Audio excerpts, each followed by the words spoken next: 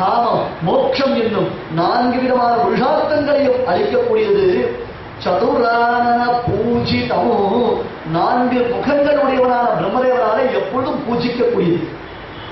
பிரம்மதேவன் ஹோ பி லம் என்பதாக அந்த அக்ஷரங்களை எழுதி ஒவ்வொரு அக்ஷரத்துக்கும் மந்திர விநியாசங்கள் செய்து அதுக்கு தாகன சோஷண பிராவணங்கள் எல்லாம் செய்து உபச்சாரங்கள் சமர்ப்பித்து தூபதீப நிவேதனங்கள் செய்து ஒவ்வொரு அக்ஷரத்தையும் பிரம்மதேவர் இன்று வரையிலும் பூஜித்துக் கொண்டிருக்கிறார். நாத்தழும்ப நான்முகனும் ஈசனுமாய் முறையால் ஏற்ற என்று திருவங்கையாளர் மங்களாசாசனம் செய்கிறார். இந்த அக்ஷரத்தை ஸ்ரீசைலத்திலிருந்து பரமசிவன் தியானித்துக் கொண்டிருக்கிறார். பிரம்மதேவர் தினந்தோறும் பூஜித்துக் கொண்டிருக்கிறார். அஹோபிலம் பிராப்ய நிருசிம்ம திருஷ்ட்யா அஹோபலம் பிராபச பார்கவஸ்ததால். அங்கே பல மகர்ஷிகள், பல முனிவர்கள், சித்தர்கள், யக்ஷர்கள், கந்தர்வர்கள், கிண்ணறர்கள், கிம்புருஷர்கள், நாகர்கள் என்று மனுஷர்கள், மகர்ஷிகள் என்று பலரும் கூட்டம் கூட்டம் கூட்டம் கூட்டமாக பிருந்தம் பிருந்தமாக என்றும் ஸ்ரீ நிருசிம்மரை தியானித்துக் கொண்டிருக்கிறார்கள். காஷ்யாம் யுக சஹசிராணி பிரயாகே யுக விம்சதி கயாயுக சதம் செய்வ வசேத்தின மகோபிலே. கோடி காஷ்யாம் யுக சஹசிராணி 1000 யுகங்கள் காசி கஷேத்திரத்தில் வசித்தால் என்ன பலன் உண்டாகுமோ? 20 யுகங்கள் பிரயாகையில் வசித்தால் என்ன ஒரு பலன் உண்டாகுமோ? கங்காயாம் யுக சதம் செய்வ கங்கை கரையில் ஒருவன் 100 யுகங்கள் வசித்தால் என்ன ஒரு பலன் உண்டாகுமோ? அத்தகைய ஒரு உயர்ந்த பலனை ஒரே ஒரு நாள் அஹோபில கஷேத்திரத்தில் வசிப்பதினாலே இவன் கிடைக்கின்றார் என்று வர்ணிக்கிறது.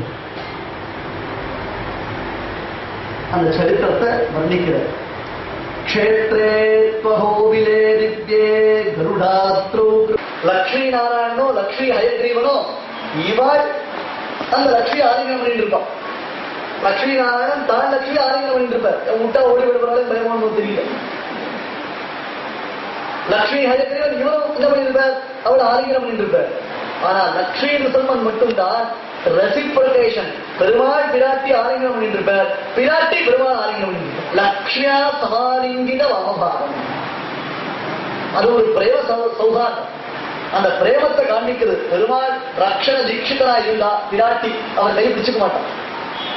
பெருமாளுக்கோ யாருக்கோ அனுகிரகம் பண்ணணும்னா டக்கு கை பிடிச்சு போற சுவாமி எல்லாம் அனுகிரகம் பண்ணியாச்சு, நான் அவளுக்கு என்ன குறைச்சலான நன்னா தான் ஒண்ணு இருக்கு, நீ ரொம்ப புதுசா பண்ணிட்டு இருக்கிற அப்படின்னு விராட்டி சொல்ல மாட்டாளாம். என்ன சுவாமி இவ்வளவு கொடுக்குறீங்க, இது எப்படி அந்த குழந்தைக்கு போறோம் அப்படின்னு விராட்டி கேட்கிறான். அந்த மாதிரி பெருமாளுக்கு விராட்டி வைத்திருக்கலாம்.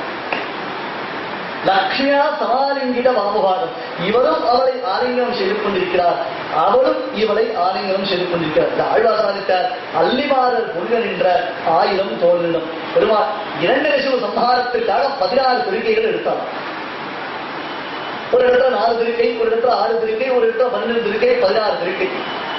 இப்படி 16 திருக்கையோட நிருசிம்மன் சம்ஹாரம் பண்ணினார். யாரா? 2 லட்சம் ஆயிரத்து முடிஞ்சு போச்சு. பிராட்டி பெருமாளை தழுவிக்கணும். அப்ப பிராட்டி பெருமாளை தழுவிக்கச்சு அந்த பிராட்டி தன்னுடைய 2 திருக்கையால லட்சுமி நிருசிம்மனை தழுவிக்கொண்டால் நிருசிம்மன் யோசிச்சார், அடடா 2 லட்சம் சம்ஹாரத்துக்கு கூட 16 கை அது போலும். ஆனால் பிராட்டி தன் 2 திருக்கையாலே நம்மை தழுவிக்கொள்ளும் பொழுது அவளை அந்த பிராட்டியை நாம் தழுவிக்கொள்வதற்கு நமக்கு இத்தனை கைகள் போராது என்று 1000 தோழனிடம் அதுக்கு ரெசிப்ரோகேட் பண்றதுக்கு இவன் 1000 திருக்கைகளை எடுத்துக்கொண்டார். சம்ஹாரத்துக்காக இல்லது, பிராட்டியுடைய ஆலிங்கனத்திற்கு தான் ஆலிங்கனத்தை சமர்ப்பிப்பதற்காக அல்லிமாதர் பொன்கன்ற 1000 தோழனிடம் விளங்குகிறாங்க. இதற்கு காரணம் அவரும் இவனும் சேர்ந்திருப்பது. ஆத்மரக்ஷா வரத்தை சமர்ப்பித்தால் பயமற்றவர்களாய் விளங்குகிறார்கள். எந்த ஒரு பலனை அவர்கள் விரும்பினாலும் அந்த பலன் நிருசிம்மன் சுகமாக அளிக்கின்றார். காரணம் அவனுக்கு வாய்த்த மனைவி பத்மாஸ்பிருஷ்டா தயாளு. அற்புதமா சொல்ற பத்மாஸ்பிருஷ்டா, பத்மயா அஸ்பிருஷ்டா,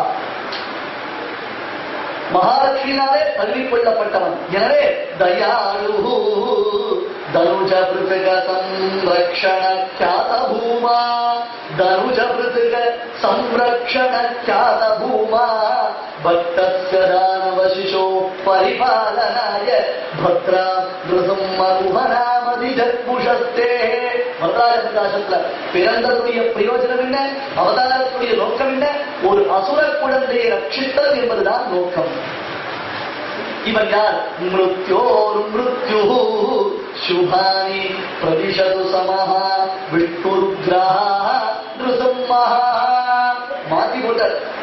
நிருசம்ம அனுஷ்டு மந்திரத்துல கடைசி மந்திரம் மிருத்யு மிருத்யு. உக்ரன் என்பது முதல் மந்திரம். மிருத்யுவுக்கும் மிருத்யு. யமதேவதை யமன் கிட்ட வருவானா? வரமாட்டான். நிருசம்ம பக்தன் பார்த்துட்டானா யமன் அலறி கட்டி ஓடி விடுவான். ஸ்வபுருஷம் அபிவீக்ஷ பாஷஹஸ்தம் வததியமக்கில தஸ்ய கர்ணமூலே. யாராவது ஒரு சீவைஷ்டம் வந்துட்டானா அவன்கிட்ட போகாதே. அந்த சீவைஷ்டவாளுக்கு நான் பிரபு இல்லை, சீவைஷ்டவர்களை தவிர்த்து மற்றவர்களுக்குத்தான் தான் பிரபு என்பதை யமன் தன்னுடைய சேவகர்களான அந்த யமகிங்கருடைய காதல ரகசியமா சொல்லும். ஒரு சொல்லிட்டா ரெண்டு விஷயம் என்ன? இவருக்கு பெருமை இல்லைன்னு போயிடும். ரெண்டாவது, எல்லாரும் சீவைஷ்டவர்களா ஆயிட்டான்னா யமனுக்கு டிபார்ட்மெண்டே எடுத்து முடிக்கிறது, வேலை இல்லாமல் இருக்கு. அதுக்காக காதல வந்து சொல்லும். அப்ப மிருத்யு மிருத்யு மிருத்யுவுக்கும் மிருத்யு மிருத்யு தேவதையும் பார்த்து விழுங்கக்கூடிய மிருத்யு யாரு? அந்த ரிசம்பன். மிருத்யோர் மிருத்யு சுபானி பிரதிஷது சமஹா விஷ்ணுருக்ரோ நிருசம்மஹ. விஷ்ணு உக்ரன், உக்ரன் என்று பெயர் பெற்றவன். அத்தகு அந்த பரமாத்மா ஸ்ரீ நிருசம்மன் உன்னை ரட்சிக்கட்டும், அந்த நிருசம்மனுடைய அனுகிரகம் உனக்கு பரிபூர்ணமாக சித்திக்கட்டும் என்பதாக சொல்ல கருடன் தன் தந்தையை சேவித்து அவருடைய ஆசீர்வாதத்துடன் விசேஷமான இந்த அகோபிலத்திற்கு வந்து சேர்ந்தார். அச்சப்ப சேர்ந்து பசுமை காடு பூத்திருக்கு. எல்லாம் நிருசம்மனுடைய திருமையை ஞாபகம் இருக்கிற மாதிரி இருக்கா? பவனாசினி பெருக்கெடுத்து ஓடுவது போது ஒரு பேரிச்சல் பவனாசினுடைய சப்தம். அந்த தீர்த்தத்துடைய செழுமை மலப்பிராந்தியம் முழுக்க எதிரொலிக்கிறது. பார்த்தாலே தெரியுது. பல அபசகரங்களும் சித்தர்களும் யக்ஷர்களும் கந்தர்வர்களும் கிண்ணர்களும் கிம்புஷர்களும் தவம் செய்து கொண்டிருக்கிறார்கள். கருடன் அங்க போய் இருக்கிறார். எந்த இடத்துல தவம் பண்ணணும்னு தெரியுது. இந்த பவனாசினி கரையில எந்த இடத்துல தான் தவம் பண்ணணும், எங்க போய் உட்கார்ந்து அப்படின்னு தெரியலையா? யோசிக்கிறார். அப்போ ஒரு ஆகாசவாணி செலுத்து, ஏய் கருடா விரதாசுதனே, இந்த க்ஷேத்திரம் நிருசம்ம சாநித்தியம் பெற்ற உத்தம க்ஷேத்திரம். ஆகையா இங்கே எங்கிருந்து நீ தவம் செய்தால் கூட ஸ்ரீ நிருசம்மனுடைய அனுகிரகத்தை பெறலாம். இதோ இந்த கஜகுண்டத்தின் சமீபத்தில் இருந்து கொண்டு நீ ஏகாந்த சித்தத்துடன் ஏகாத்திர சித்தத்துடன் ஸ்ரீ நிருசம்மனை தியானம் செய்வாயாக என்பதாக கம்பீரமான ஒரு ஆகாசவாணி கேட்டவுடனே ஜெகன் கைகுவித்து வணங்கினார். உடம்புல ஒரு ரோமாஞ்சம் ஏற்பட்டு அவருக்கு. ஆனா நாம் தவம் செய்வதற்கு சித்திக்ஷேத்திரத்தை பெருமாள் நமக்கு காண்பித்து விட்டார் என்று வாணியும் சமாகரண்ய குதூஹலி சொல்லு தீர்த்தேன தேனைவ சவேத கோஷம் சம்பிரோக்ஷிதா திவ்யகணை பவித்ரே ஷிலாதலே தனபரோங்யசீலது. ஆகாசவாணி சொன்னதை கேட்டு சந்தோஷத்தை அடைந்தார்களுடன் அங்கேயே இருந்து கொண்டு வேதகோஷங்கள் நிரம்பியதான அந்த பர்வதத்தில் ஒரு சிலை, ஒரு அழகியதான பாறையின் மீதான ஒரு பாறையின் மீது நின்று கொண்டு உயர்ந்த நிருசம்ம அனுஷ்டு மகாமந்திரத்தினாலையும் வாசுதேவ துவாதச அக்ஷர மந்திரத்தினாலையும் ஸ்ரீ நிருசம்மனை குறித்து தியானம் செய்ய ஆரம்பித்தார். உத்தமமான கருடனுடைய தவம், அந்த தவத்தின் வேகத்தினாலே உலகங்களும் விடுவிடுக்க ஆரம்பித்த தவத்தினுடைய ஜுவாலை இந்திரலோக பரியந்தம் தகிக்க ஆரம்பித்தது. கருடனுடைய தவத்தை பார்த்து இந்திரன் மிகவும் பயந்தான். கருடனுடைய தவம் மேற்கொண்டு தொடர்ந்தது என்றால் தன்னுடைய பதவிக்கு ஆபத்து வந்துவிடுமோ என்பதாக இந்திரனுக்கு ஒரு பயம் ஏற்படும். கருடன் இப்ப இந்திர பதவிக்கு ஆசைப்பட்டா தவம் பண்றான் இல்லை. ஆனா யாராவது ஒருத்தர் நல்ல காரியம் முடிஞ்சான்னா அது இந்திரனுக்கு பிடிக்கவே பிடிக்காது. அதுபோல கருடன் செய்யக்கூடிய தவத்தை தடுப்பதற்கு இந்திரன் நிச்சயித்தான். எனவே அப்சரஸ்திரீகளும் மிகவும் அழகு வாய்ந்தவளும் நரநாராயண ரூபத்தில் பகவானுடைய திருத்தொடையிலிருந்து பிறந்து விடுவான் ஊர்வசி என்னும் அப்சரஸ்திரியை கருடனுடைய தவத்தை கெடுப்பதற்காக இந்திரன் அனுப்பினான். ஊர்வசி சகலவிதமான சம்பாரங்களையும் சேர்த்துக் கொண்டு கருடன் தவம் செய்யும் இந்த க்ஷேத்திரத்திற்கு வந்து கருடனுக்கு முன்பாக ஆடல் பாடல் என்ற பல பல விலாசங்களை எல்லாம் கண்டித்து அவனை மயக்குவதற்கு முயற்சித்தாள். ஆனால் அந்த முயற்சி சபலமானதா இல்லையா?